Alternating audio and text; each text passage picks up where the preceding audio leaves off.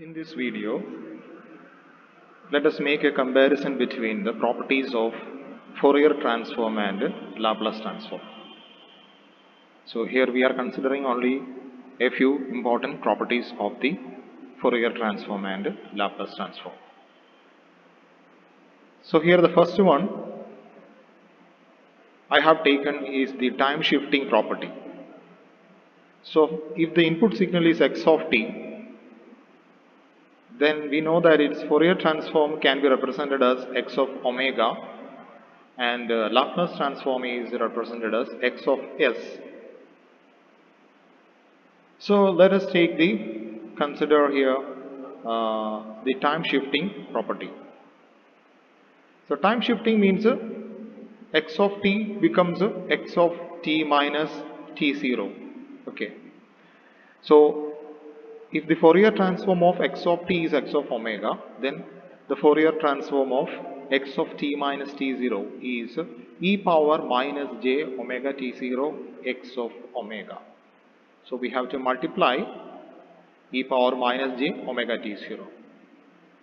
Same in the case of Laplace transform, the time shifted input signal x of t minus t0, Laplace transform of x of t minus t0 will be e power minus s into t0. So here in the Fourier transform it is e power minus j omega t0 x of omega.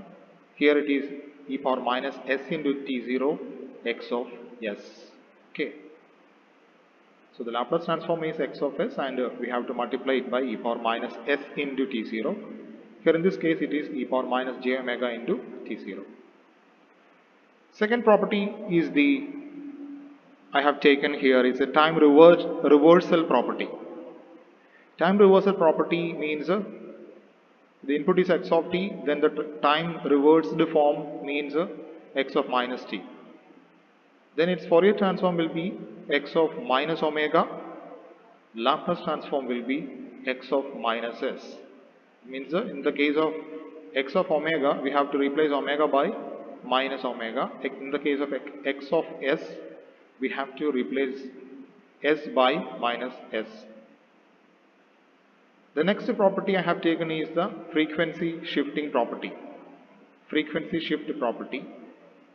So that means if the input is x of t into e power j omega t, e power j omega 0 t. Okay, so x of t multiplied by e power j omega 0 t, then its Laplace transform will be, its Fourier transform will be x of omega minus omega 0. This omega 0 is in fact the omega 0 found in the exponential, complex exponential. Okay, so x of omega minus omega. The same way, if we find the Laplace transform of e power minus at x of t, that means x of t multiplied by e power minus at, then its Laplace transform will become x of s plus a. So here we have taken minus a into t, so that becomes x of s plus a. Okay, if we have taken e power at, then it is normally that will be equal to x of s minus a. So if we have taken e power at x of t. So this is the frequency shift property. So there is a shift in the frequency when we are multiplying the input signal by a complex exponential. The fourth property I have taken here is the differentiation in time property. That means x of, here we are taking d by dt of x of t. The Fourier transform of d by dt of x of t will be j omega x of omega. Same way, the Laplace transform of d by dt of x of t will be s into x of s minus x of 0 minus. So this is the initial condition, s into x of s minus x of 0 minus is here. The initial condition 0 anangil, that will be equal to s into x of s. So here it is j omega x of omega, here it is s into x of s. Now the differentiation in frequency domain. That means the Fourier transform of t into x of t will be equal to j into d by d omega of x of omega. Same way, the Laplace transform of t into x of t minus of d by ds of x of s. So its general form will be equal to t raised to n x of t. If you consider the Laplace transform of a function t raised to n x of t, then that will be equal to minus 1 raised to n d raised to n divided by d s raised to n of x of s.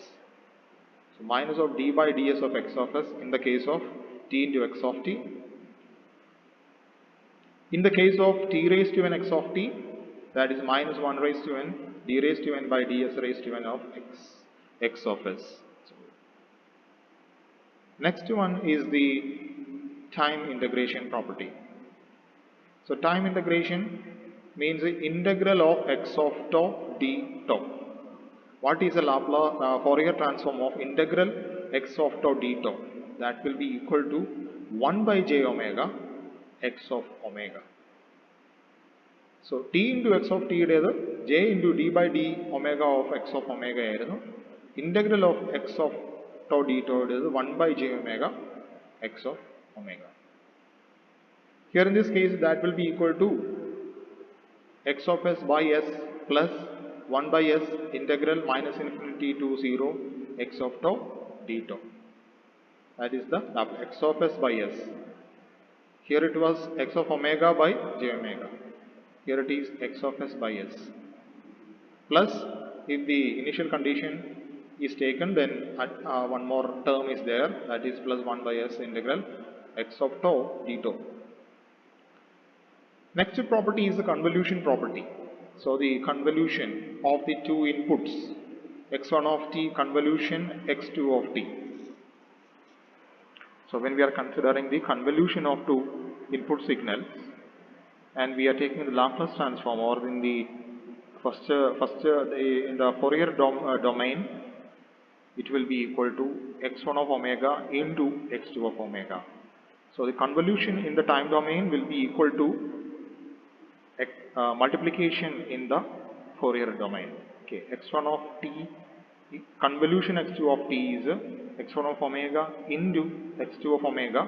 Same way in the case of Laplace transform, it will be equal to x1 of s into x2 of s. So these are the important properties which we have taken in the case of Fourier transform and Laplace transform. You can see here there is a one-to-one connection between these two, the properties of these two transforms. So there is a they are almost very similar. So in this way we have to compare the properties or the equations, and which will enable us to learn it very easily. Thank you.